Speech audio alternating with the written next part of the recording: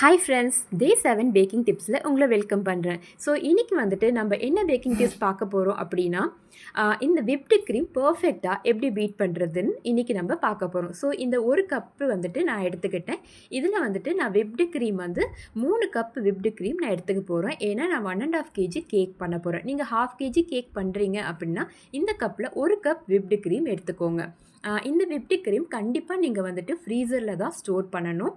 Use பண்ணுறதுக்கு 1 hour before நம்ம இதை வெளியே வச்சிடணும். ரூம் டெம்பரேச்சரில் 1 ஹவர் கழித்து யூஸ் பண்ணணும்.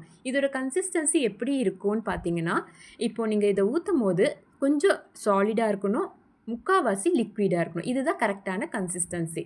இந்த கன்சிஸ்டன்சி வர வரையும் நம்ம ரூம் டெம்பரேச்சரில் வச்சு அதுக்கப்புறம் நம்ம யூஸ் பண்ணிக்கலாம். இப்போ ஒரு கப்புன்றது 232 கிராம்ஸ் வந்து இருக்குங்க.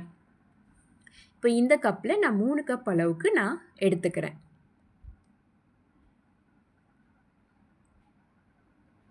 இப்போது இந்த பீட்டர் வந்துட்டு எலக்ட்ரிக் பீட்டரோட ஸ்டிக் வந்து நீங்கள் ஃப்ரீசரில் ஒரு 5 to 10 மினிட்ஸ் ஃப்ரீசரில் வச்சதுக்கப்புறம் நீங்கள் யூஸ் பண்ணிங்கன்னா உங்களுக்கு ரொம்ப நல்லா விப்டு க்ரீம் பீட் ஆகும். ஏன்னா நம்ம ஃப்ரீசரில் வைக்கும் போது இது வந்து சில்லுன்னு இருக்கும்.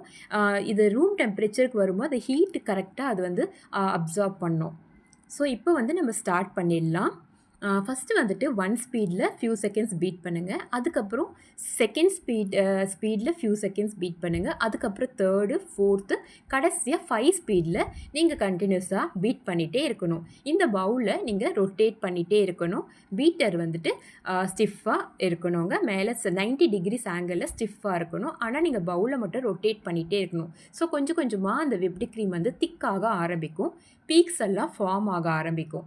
இது எப்போ நீங்கள் ஸ்டாப் பண்ணோம் அப்படின்னா, இந்த பீட்டர்லேருந்து அந்த விப்டு க்ரீம் தனியாக பிரிஞ்சு வர ஆரம்பிக்கும். இப்போ நீங்கள் பார்த்தீங்கன்னா ஹோல்ஸ் எல்லாமே ஃபார்ம் ஆகும். நல்ல ஒரு பீக் கன்சிஸ்டன்சி வரும். அப்புறம் கொஞ்சம் கொஞ்சமாக ஹோல்ஸ் பார்த்திங்களா ஃபார்ம் ஆகுது. ஸோ இதுதான் வந்து கரெக்டான கன்சிஸ்டன்சி. நம்மளுடைய விப்டு க்ரீம் பீட் ஆகிடுச்சின்னு அர்த்தம். இப்போ நீங்கள் இதை ஸ்டிக்கிலேருந்து எடுத்து தட்டி பார்த்தீங்கன்னா கீழே விழவே கூடாதுங்க. ஸோ இதுவும் ஒரு கன்சிஸ்டன்சிங்க. இதை நீங்கள் கவுத்திங்க, பாத்திரத்தை கவுத்துனாலும் நம்மளுக்கு கீழே விழக்கூடாது. அந்த ஸ்டேஜ் வர வரையும் நம்ம பீட் பண்ணணும். இதை வந்துட்டு ஒரு ஃபுட் ரேப்பர் வச்சு நம்ம க்ளோஸ் பண்ணிவிட்டு ஃப்ரிட்ஜில் ஸ்டோர் பண்ணிக்கலாங்க. 3 நாள் வரையும் நீங்கள் வந்து இதை யூஸ் பண்ணலாம். ஸோ இன்றைக்கி டிப்ஸ் உங்களுக்கு யூஸ்ஃபுல்லாக இருந்திருக்கும்னு நினைக்கிறேன். கண்டிப்பாக நம்ம சேனலை சப்ஸ்கிரைப் பண்ணிவிடுங்க, லைக் அண்ட் ஷேர் பண்ணிவிடுங்க.